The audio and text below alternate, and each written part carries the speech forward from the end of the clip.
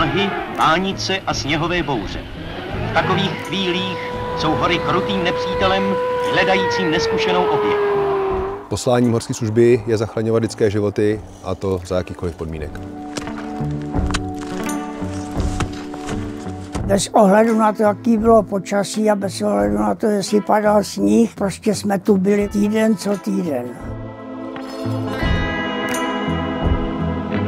Otevřená zlomenina stehenní kostí. Tak to byl můj první úraz, který jsem ošetřoval na horský.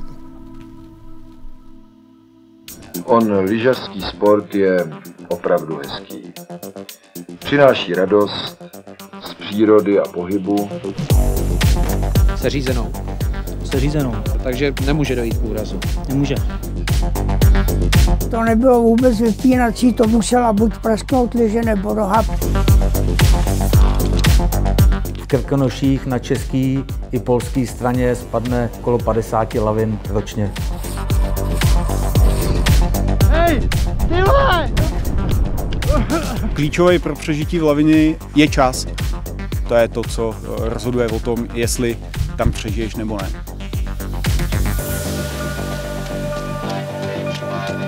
Nikdy v životě jsem neviděl tolik mrtvých těl pohromadě.